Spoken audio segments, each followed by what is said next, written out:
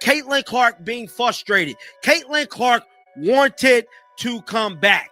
Word on the street, front office, even Stephanie White said it down in Phoenix. She stated, we are worried about the long-term health of Caitlin Clark. That has been the topic. That has been all they worried about. Caitlin Clark, the superstar who transformed the Indiana Fever from obscurity to playoff contenders, has been benched not by opponents or age, but by her own front office. The very executives who owe her their resurgence are now trying to sideline the face of women's basketball. But Clark isn't staying silent. She's fired up, determined to fight back, and ready to prove that no one benches Caitlin Clark. Is Caitlin Clark not playing because she's hurt? She can't come back? Or is she not playing because the organization chose to bench her for the rest of the year?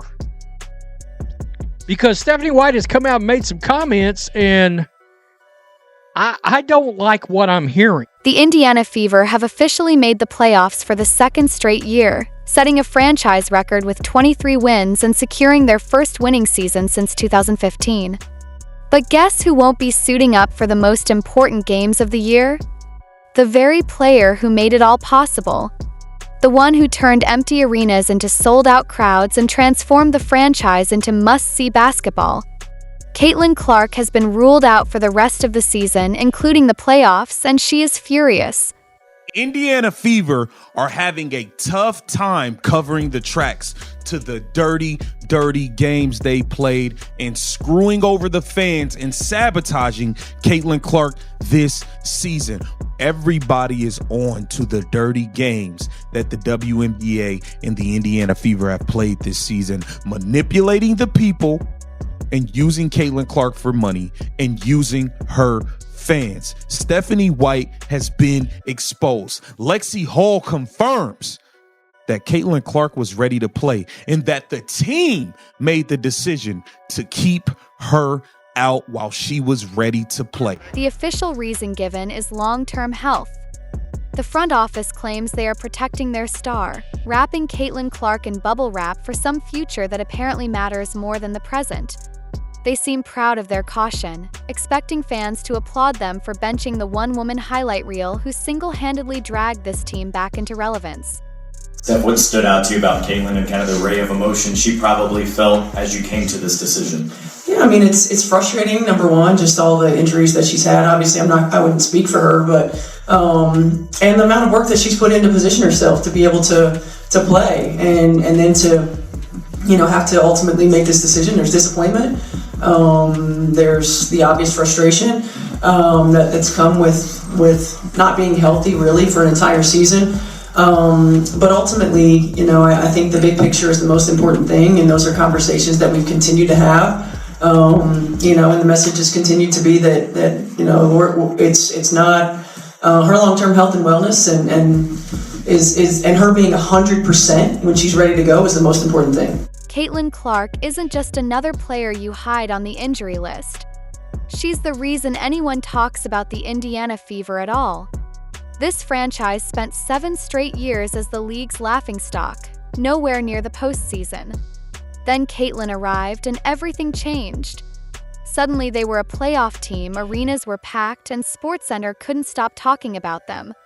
She took a team from the basement to the ballroom. Caitlin Clark strapped on her hard hat and steel-toed boots and revolutionized the game of pretend basketball. She turned this previously unmonetizable turd into a league that's getting dangerously close to losing their charity status. Because of Caitlin Clark, the WNBA is on the verge of generating pesos and profit for the first time ever.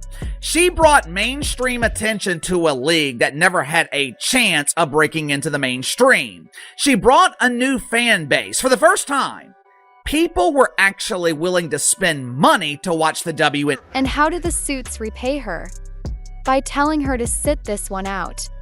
It's more than just a tactical mistake, it's pure disrespect.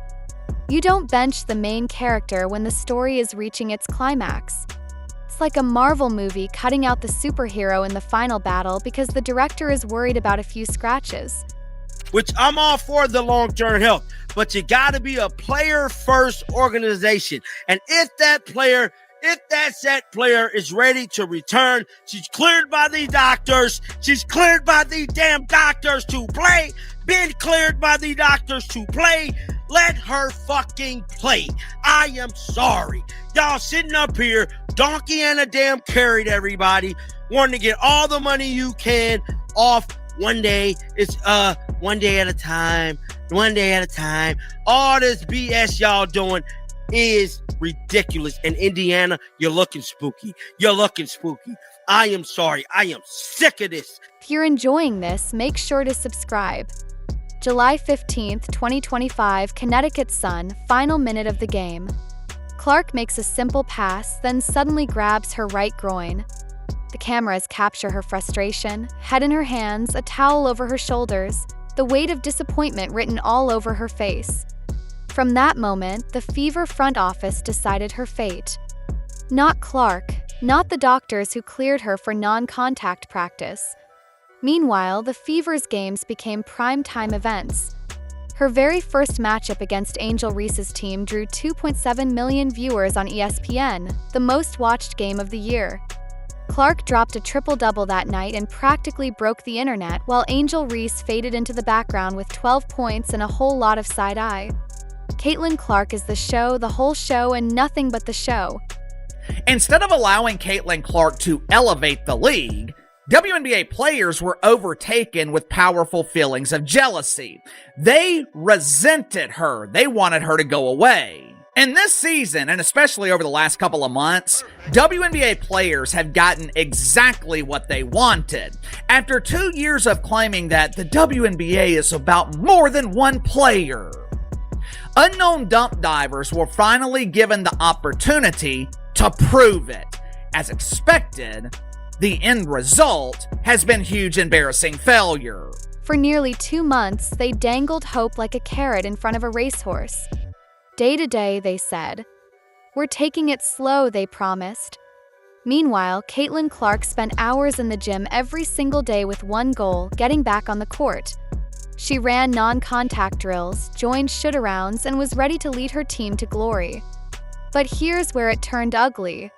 The front office, the same people who had been riding the Caitlin Clark gravy train since day one, decided they knew better. They shut her down completely. Not because she couldn't play, not because the doctors said no, but because they wanted to protect her long-term health. Translation, they wanted to protect their investment, even if it meant sacrificing their best shot at a championship. The Fever fan base has lost so much trust in the Fever organization this year. And not only from the injury reporting, but it stems from the injury reporting. There's been some very, very weird injury reports this season, and the math isn't mathing. And I've also been one to defend the organization to a certain extent because you don't always want to give away too much information. And I've placed a lot of the blame on the reporters. I'm like, how are the reporters not able to get to the bottom of this and at least give us something? Clark released a statement that should send shivers down the spine of every executive in that building. I had hoped to share a better update, but I will not be returning to play this season. I spent hours in the gym every day with the singular goal of getting back out there. Disappointed isn't a big enough word to describe how I am feeling. Let that sink in. Disappointed isn't a big enough word.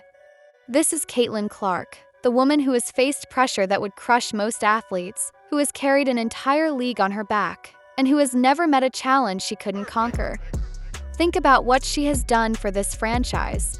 She took a team that was once the laughingstock of the WNBA and turned them into playoff contenders. She broke attendance records, shattered viewership numbers, and made the Indiana Fever relevant for the first time in nearly a decade.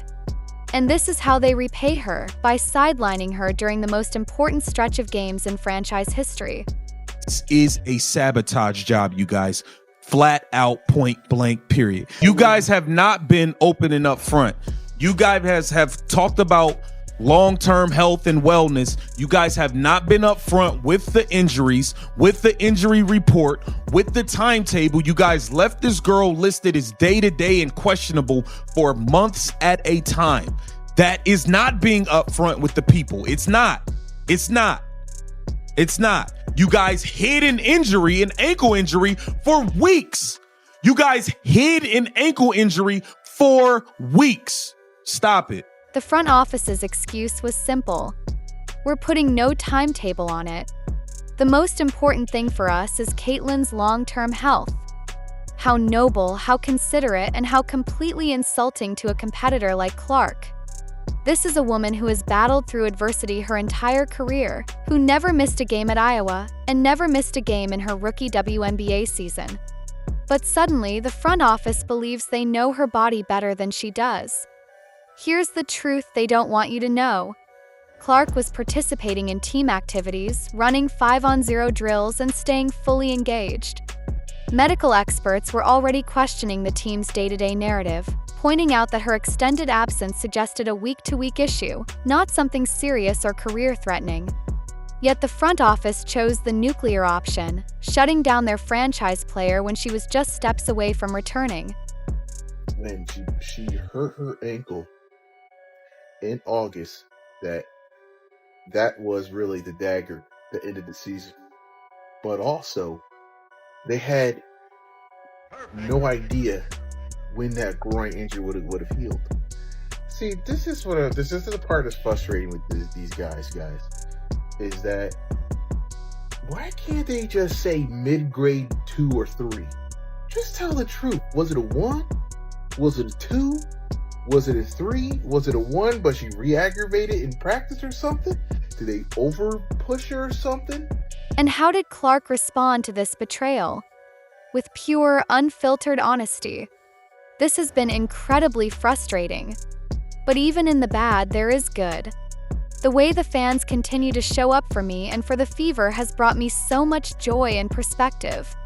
I am so proud of how this team has only grown stronger through adversity this year. Now it's time to close out the season and claim our spot. Notice what she did there. She thanked the fans. She praised her teammates. But not one word of gratitude for the front office that made this decision. That silence speaks volumes. Clark knows exactly who is responsible for keeping her off the court during the biggest games of the year. Stated, I miss it too. Y'all want to know why Caitlin Clark said this? Because Caitlin Clark never wanted to sit out. Caitlin Clark wanted to come back. Caitlin Clark wanted to come back, and they're treating her like she's property. That's what the Indiana Fever is doing. She's their property now. And since Caitlin Clark can have the say on whether she can play basketball or not, which is completely damn me ridiculous, utterly ridiculous. Utterly ridiculous. If she could play and she want to play, let her fucking play. Here's where it gets even more infuriating. The Indiana Fever desperately needed Caitlin Clark. They locked in as the 7th seed after a dominant 94-65 victory over the Washington Mystics, yet they're entering the postseason without their superstar, their heartbeat, and the player who redefined what this franchise could be. Clark isn't just a scorer or a passer. She's the identity of this team, the reason fans fill arenas and millions tune in. Now, with her sideline, the energy feels different. Fans are questioning whether the Fever can survive the playoffs without the player who put them on the map. And honestly, who can blame them? The front office keeps preaching about protecting Clark's long-term health, but what about protecting the franchise's future? What about the thousands of fans who bought playoff tickets expecting to witness the Caitlin Clark show? What about the TV networks that built entire broadcasts around her story? Without her, viewership will drop, excitement will fade, and the Fever's magical momentum could vanish overnight. This isn't just a cautious move, it's a catastrophic miscalculation. They've traded real, immediate championship potential for hypothetical future safety. And make no mistake, this decision reeks of arrogance. The same executives who watched Clark single-handedly drag their team from irrelevance to national relevance now believe they can win without her. They've forgotten that she isn't just a player, she's the pulse of the franchise. Soon enough, they'll realize what happens when you sideline greatness in favor of corporate caution, because no marketing plan or management strategy can replace what Caitlin Clark brings to the game.